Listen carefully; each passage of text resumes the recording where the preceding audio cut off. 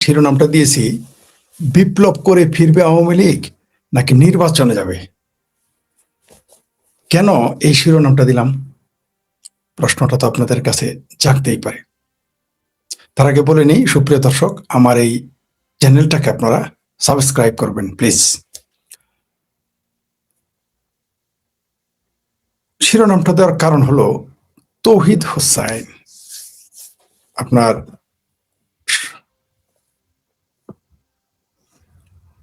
আমাদের সাবেক উপদেষ্টা, তিনি এই কথাটা বলেছেন। তার কারণে আমি আপনাদের এই বিষয়টা নিয়ে কথা বলতে চাই আপনাদের সাথে। প্রসঙ্গটা এই জন্য চলে এসেছে। আর এই প্রসঙ্গ আরো আসার কথা এই জন্য যে জননেত্রী শেখ হাসিনা কিছুদিন আগে একটা কথা বলেছেন। তিনি বিভিন্ন পত্রিকায় সাক্ষাৎকার দিয়েছেন। সে সাক্ষাৎকার দেওয়ার একটা কারণ ছিল, সেই সাক্ষাৎকারের পরেই বাংলাদেশের পত্রিকা সহ বাংলাদেশের ভাবির পোলা, টেলিভিশন সবাই অস্থির হয়ে গেছে।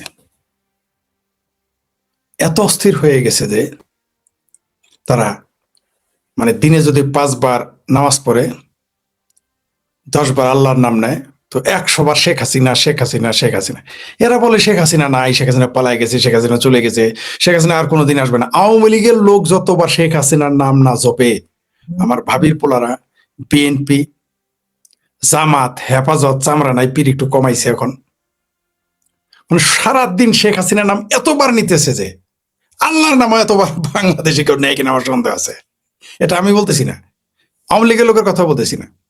এই বিএনপি, জামাত, হেফাজত, আমার ভাবির পোলারা বিশ্বাস করেন আল্লাহর নাম এতবার নেয় না, নিচ্ছে না, নিশ্চিত থাকেন নেয় না, যতবার তারা শেখ হাসিনার নাম নিতেছে। আমার কথা সত্য কিনা আপনারা পত্রিকা খুলে দেখেন, কোন বয়ানটা আওয়ামী লীগ এবং শেখ হাসিনা ছাড়া শুরু হয় এবং শেষ হয়। বাংলাদেশে ঠাডা পড়ছে শেখ হাসিনা, বাংলাদেশে ঝড় বৃষ্টি হয়েছে আওয়ামী লীগ, বাংলাদেশে হামের টিকার হবে আওয়ামী লীগ, বাংলাদেশে রোজা নামাজ নাই আওয়ামী লীগ, বাংলাদেশে রোজা নামাজ আছে তো আওয়ামী লীগ, বাংলাদেশে পেট্রোল পাম্পে তেল নাই আওয়ামী লীগ, খুন ধর্ষণ আইন শৃঙ্খলার অবনতি আওয়ামী লীগ।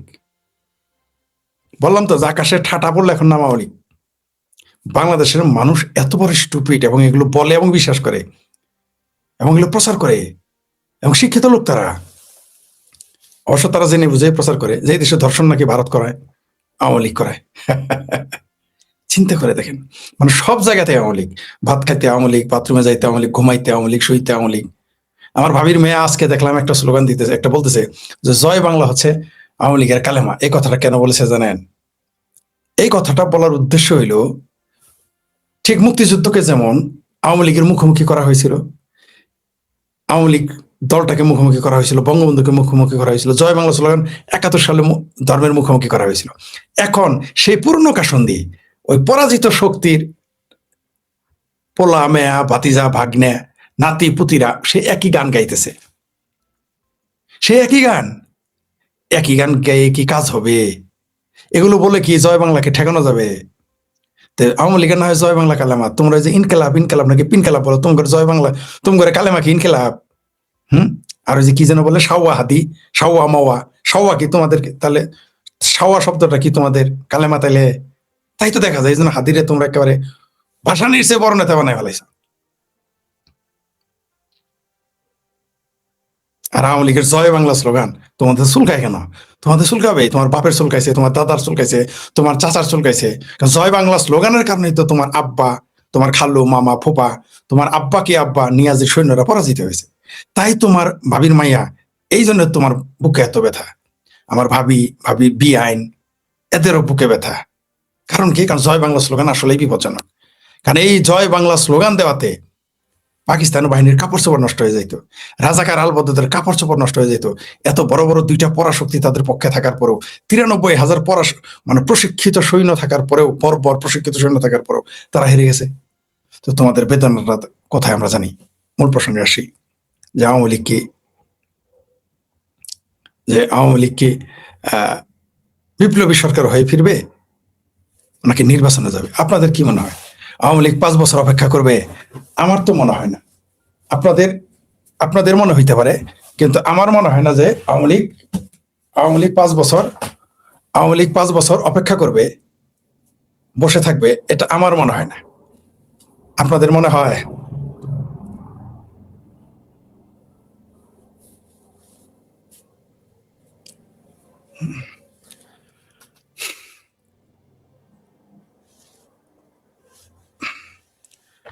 আপনাদের মনে হয় আওয়ামী লীগ 5 বছর অপেক্ষা করবে? আমার বিশ্বাস হয় না। আওয়ামী লীগের পক্ষে কি 5 বছর অপেক্ষা করা সম্ভব? ওই যে তৌফিক হোসেন একটা চালাকিও করেছে এখানে। সে কিন্তু নিজের দায় ভার এড়ায় গেছে। সে বলছে যে যে একটা একটা ক্যাবিনেট ছিল, একটা আলাদা ক্যাবিনেট ছিল 7 জনের, তারাই সব সিদ্ধান্ত নিত। তৌহিদ হোসেন কিছু জানে না। কয়দিন আগে আসিফ সাহার বলেছে কিছু জানে না। তার আগে ফ্রড মাজারে বউ বলেছে খরিদ আক্তার, সে কিছু, এখন কেউ কিছু জানে না।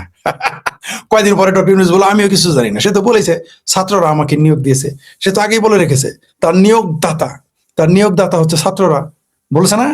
তো ডক্টর ইউনূসের তো আরো সহজ, আমি তো নিয়োগই নিতেছে, আমার তো আনছে। আবার ভাবির পোলারা বলবে আমরা কিছুই জানি না, ডক্টর ইউনূস জানে। ঠিক আছে, এক সুরে আরেক সুরের দোষ দিবে, তারা এড়িয়ে যাবে। তেমনি তো ওই দূষণ এটা বলেছে, কয়েকদিন পরে দেখবেন অলরেডি তো কেউ কেউ বলেই দিয়েছে কিছুই জানে না, বলে দিয়েছে না, তারা কিচ্ছু জানে না। জামাত বলে তারা আমেরিকার সাথে সত্যি কিছুই জানে না। বিএনপি কিন্তু এটা নিয়ে কোনো কথা বলে না। কিন্তু এই দেশেরই পররাষ্ট্রমন্ত্রী খলিলুর রহমান নাকি ব্লেজার খলিল, সে নিজে বলেছে যে জামাত সহ বিএনপি সহ এই চুক্তিতে ছিল।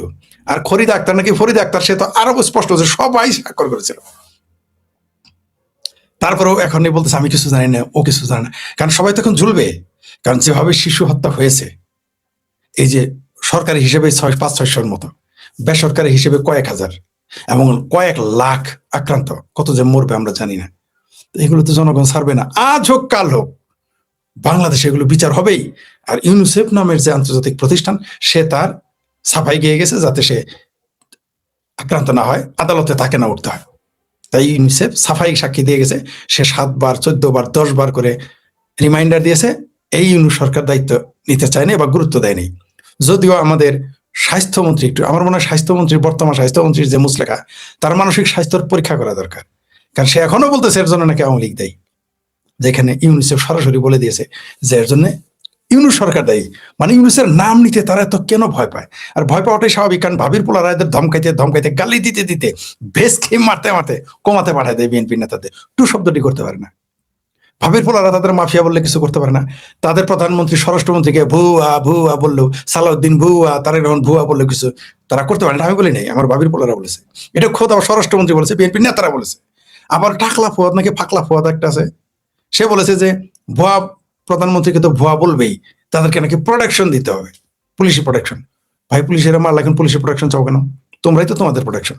যাই তাকে ভুয়া প্রধানমন্ত্রী বলে সমস্যা নাই, ভুয়া স্বরাষ্ট্রমন্ত্রী বলে সমস্যা নাই, কিন্তু জয় বাংলা স্লোগান দিলে আপনার জান টানাটানি, শেখ হাসিনার নাম নিলে আপনার জান টানাটানি, তখন বাংলাদেশের সকল আইন প্রশাসন সব কাজ করে। কিন্তু প্রধানমন্ত্রীকে কুলাঙ্গার বলে তার দিকে তাকিয়ে তার সম্পর্কে বিবৃতি দেওয়ার সাহস নাই বিএনপির। এরকম মাজা ভাঙা দল। মানে আমরা তো শুনেছিলাম যে তারেক রহমানকে মাজা ভেঙেছে সেনাবাহিনীর লোক, তার বাপের লোক, তার বাপ ছিল সেনাবাহিনীর লোক, তার বাপের লোক, তার বাপেরও মারছে, তারা মাজা ভাঙছিল, সিলিং ফ্যানে টানায় ঝুলাইছে বিএনপি নেতারা এটা বলে। আমরা যখন এগুলো বলতাম যে তারেক রহমানকে মারছে, বিশ্বাসই করে নাই। এখন খোদ বিএনপি নেতারাই বলে। ঠিক আছে, তো তাহলে কি দাঁড়াইলো? শব্দটি নাই এই ভাবির পোলাদের, এই ফাত্রা কয়টা ভাবির পোলা আছে আমার, ওই যে কি ফাটোয়ারি মাটোয়ারি আসিফ মাসিফ টাকলা পোয়াদ মদ, এদের বিরুদ্ধে একটা শব্দ করার ক্ষমতা নাই। কিন্তু বাংলাদেশ সবচেয়ে বড় একটি দল, বৃহত্তর দল, তাদের জেলে মারতে পারে, জেলের বাইরে মারতে পারে, তাদের পুত্রকে জেলে দিতে পারে, পুত্রকে না পেলে মাকে মেরে ফেলতে পারে, আওয়ামী লীগের ছাত্রলীগের কর্মী যুবলীগের কর্মী না পেলে তাদের মা খালা সন্তান এদের ধর্ষণ করতে পারে, বোনকে ধর্ষণ করতে পারে। কিন্তু তারেক রহমানকে কুলাঙ্গার বললে শব্দটি করা মুরদ এদের নেই। বললামই তো, গালি দিতে এই পাটোয়ারি শেষে কমাতে পাঠিয়ে দিয়েছে, কিছুই করার মুরদ নেই। কিন্তু আওয়ামী লীগের মতো এত বড় দলের বিরুদ্ধে অনেক কিছুই তারা করতে পারে। কারণ পিছনে ওয়াকার জেনারেল ওয়াকার রয়েছে, পিছনে একটা পরাশক্তি রয়েছে। কিন্তু কালকে কিন্তু গেম খতম। কারণ ভারতে এসে আমেরিকার একজন প্রতিনিধি কি বলেছে যে ভারত যা চাই তাই দিয়ে দিবে, মোদী যা চায় নরেন্দ্র মোদী তারা দিতে রাজি। কি বুঝলেন তালমে কুস্তো কালা, এটা একটা মেসেজ। যাই হোক, আবার এখন সিংকোমামেরা ফাল দিবে যে তোমরা তো আগেও ফালাফালি করে। সিংকোমামেরা কিন্তু আমেরিকার 1 নম্বর দালাল। এখন বাংলাদেশের সহ আর অন্যান্য দেশে চিঙ্কু বামেরা হলে 1 নম্বর দালাল, দালালে আজম হচ্ছে এই চিঙ্কু বামেরা, আমেরিকার দালাল। আর তারা এখন বলবো কি আমেরিকার নাম নিয়ে লেখে, নরেন্দ্র মোদী আসছে যে জেলে চলে যাবে এখন। যাই হোক, সেটা অন্য বিষয়। আওয়ামী লীগকে বিপ্লবী দল হিসেবেই ফিরতে হবে, কারণ 5 বছর ধৈর্য ধরার মতো আওয়ামী লীগের কর্মীরা এখন আর নাই। আপনাদের কি মনে হয়? আমি আওয়ামী লীগের তৃণমূলের নেতাদের বল, যারা লুটপাট করে নিয়েছেন তাদের কথা বাদ, যারা ত্যাগী নেতা তাদের কথা বলতেছি, যারা আওয়ামী লীগকে ভালোবাসে, বঙ্গবন্ধুকে নিঃস্বার্থভাবে ভালোবাসে এবং ও হা কিন্তু পাঠ কিছুই নেই, কোনো শর্ত ছাড়া শর্তহীন বঙ্গবন্ধুকে ভালোবাসে, শর্তহীন তারা শেখ হাসিনাকে ভালোবাসে, তাদের কথা বলতেছি। তারা 5 বছর বসে থাকবে, আপনার কি মনে হয়? তারা তো ক্ষমতা চায় না, তারা তো এমপি। বাংলাদেশের তৃণমূল আওয়ামী লীগ তো মন্ত্রী হয়ে যাবে না, তাই না? তারা তো তৃণমূলের কর্মীই থাকবে, এমনকি তারা নেতাও হইতে পারবে না, লোকাল নেতা হইতে পারবে না। তো তারা কি চায়? তারা চায় আওয়ামী লীগ ফিরে আসুক। তা আপনার কি মনে হয় 5 বছর অপেক্ষা করবে? এই এত নির্যাতন নিপীড়ন 5 বছর সহ্য করতে পারবে আওয়ামী লীগ? বা এটা কি তাদের করা উচিত? আপনার আওয়ামী লীগের তৃণমূলের তারা কি বলেন? আমি তো প্রথম বলেছিলাম যে বাংলাদেশে 50 থেকে 60 লক্ষ মানুষ জননেত্রী শেখ হাসিনাকে সবচেয়ে বড় একটা সংবর্ধনা দিবে ইস্তেমার ময়দানে, টঙ্গীর ইস্তেমা ময়দানে। কারণ বিমানবন্দরে তো জায়গা হবে না, সোহরাওয়ার্দী দিতে তো 50-60 লাখ লোকের জায়গা হবে না। ঢাকায় 50-60 লাখ লোক আপনি কোথায় নিয়ে যাবেন? 5 লাখ 10 লাখ 20 লাখ লোক আনলে ঢাকা শহর অচল হয়ে যাবে, জায়গা পাবেন না, একসাথে তো পাবেনই না। তাহলে শেখ হাসিনাকে কোথায় নিয়ে যেতে আমি বলেছিলাম, এবং এটা আমার প্রস্তাবনা, যে টঙ্গী ইস্তেমা ময়দানে যেন এই শাহজালাল বিমানবন্দর থেকে সেখানে জননেত্রী শেখ হাসিনাকে নিয়ে যাওয়া হয়। কারণ বাংলাদেশে 50 থেকে 60 লক্ষ মানুষ তাকে দেখার জন্য অস্থির থাকবে, এবং 3 দিন ঢাকা শহর অচল থাকবে বলেছিলাম। এবং 3 দিন তিনি ওই স্থান ত্যাগ করতে পারবেন না, এত মানুষ হবে। যদিও বঙ্গবন্ধু কন্যা এর আগে বাংলাদেশে এসে যখন তিনি ভারত থেকে প্রত্যাবর্তন করেছিলেন, তাকে 32 নম্বরে যাইতে দেন জিয়াউর রহমান, জেনারেল জিয়াউর রহমান তাকে 32 নম্বরে যাইতে দেন, বাইরে থেকে থাকতে হয়েছে। কিন্তু এবার উল্টা হবে, তিনি সোজা বাংলাদেশটা তার ক্যাপচার, বাংলাদেশটাই তার হয়ে যাবে। আর আমি বারবার বলি যে বাংলাদেশ আমার বাপের দেশ, এই কথাটা বলার একমাত্র 2জন মানুষ পৃথিবীতে বেঁচে আছে, একজন হচ্ছেন শেখ হাসিনা, আরেকজন হচ্ছেন শেখ রেহানা। আর পৃথিবীর কেউ কোনোদিনই বলতে পারে না, এখনো বলতে পারবে না যে এটা আমার বাপের দেশ, সেই বাংলাদেশ। আমরা বলতে পারি এটা আমার দেশ, আমার সোনার বাংলা, এই বাংলাদেশ আমার।